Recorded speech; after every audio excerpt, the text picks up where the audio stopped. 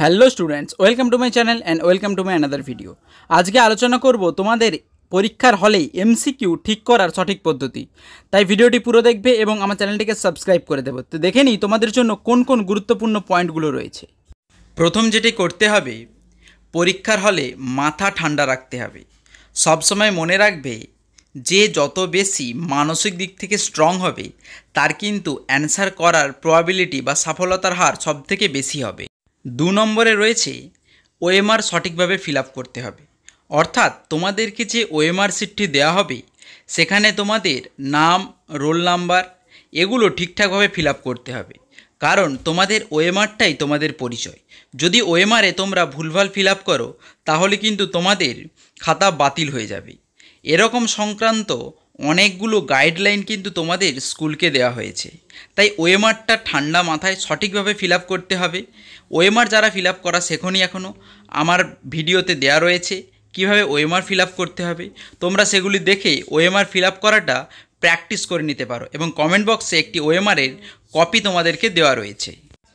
প্রশ্ন পাওয়া মাত্রই ওএমআরে উত্তর করতে যাবে না, কারণ মনে রাখবে একটা প্রশ্নের ওএমআর যদি তোমরা ফিল আপ করে দাও সেখানে কিন্তু দ্বিতীয় যে বক্স রয়েছে সেটি ফিল আপ করলে তোমরা কোনো মতেই নাম্বার পাবে না। তাই প্রশ্ন পাওয়া মাত্রই উত্তর করতে যাবে না, এতে কিন্তু তোমাদের ভুল হওয়ার সম্ভাবনা অনেক বেশি থাকবে। তাই প্রশ্ন পাওয়া মাত্র আগে ভালো করে ঠান্ডা মাথায় প্রশ্নটা পড়বে, তারপর ওএমআরের প্রশ্নের অ্যান্সার করতে যাবে। একবারই সুযোগ পাবে, একবার ফিল আপ করে দিলে কিন্তু দ্বিতীয়বার আর সুযোগ পাবে না।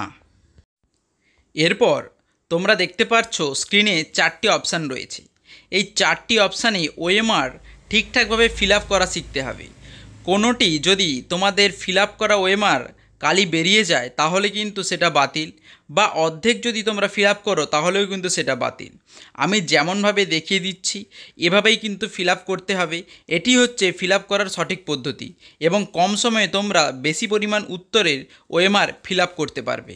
5 নম্বর পয়েন্টে বলা হয়েছে এমসিকিউ থাকা সত্ত্বেও এসএকিউর মতো অ্যান্সার করবে। অর্থাৎ একটা প্রশ্নে 4টি অপশান থাকবে, কিন্তু তুমি প্রশ্নটা পড়া মাত্রই যে উত্তরটি হবে সেই উত্তরটি ভেবে নেবে। তারপরে তোমরা অপশানে মিলিয়ে দেখবে কত নম্বর অপশানে রয়েছে। এক্ষেত্রে একই রকম অপশান থাকা সত্ত্বেও তোমার উত্তর সঠিক হওয়ার সম্ভাবনা 100%।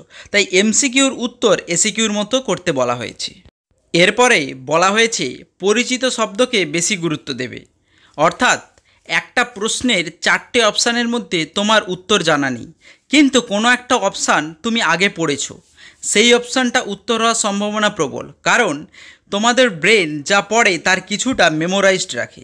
তাই সবসময় পরিচিত শব্দ যেটা রয়েছে সেই পরিচিত শব্দকে বেশি গুরুত্ব দেবে। এক্ষেত্রে উত্তর ঠিক হওয়ার সম্ভাবনা 100% রয়েছে।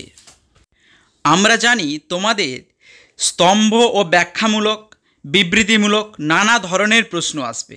অতএব সেই প্রশ্নের উত্তরগুলো করার আগে ভালো করে পড়ে নেবে, কারণ এক্ষেত্রে তোমাদের উত্তর ভুল হওয়ার সম্ভাবনা প্রচুর রয়েছে।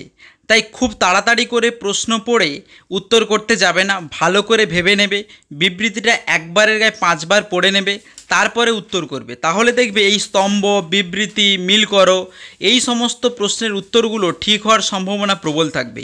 এমসিকিউতে কিন্তু একবারই সুযোগ পাবে, তাই ভালো করে পড়ে তারপরে উত্তর করতে যাবে। এর পরের পয়েন্টটা হলো সবথেকে গুরুত্বপূর্ণ, কারণ তোমাদের যেহেতু নেগেটিভ মার্কিং নেই তাই তোমরা সবসময় চেষ্টা করবে সময়ের মধ্যে 5টা প্রশ্ন থেকে 10টা প্রশ্ন যেগুলো তোমরা একদমই পারছো না সেই সমস্ত প্রশ্নেরও উত্তর করে আসবে, কারণ তার মধ্যেও 5টা থেকে 6টা ঠিক হওয়ার সম্ভাবনা রয়েছে। তাই সবসময় বলবো তোমাদের যেহেতু নেগেটিভ মার্কিং নেই তাই তোমরা সমস্ত প্রশ্নের উত্তর করে তবেই বাড়িতে আসবে। তোমাদের যে 4টি অপশানের দেওয়া থাকবে সেই অপশানের মধ্যে মনে করো এ ও বি, এই 2টি অপশান মিথ্যে, তাহলে সি ও ডি এর মধ্যে কোনো একটি হবে।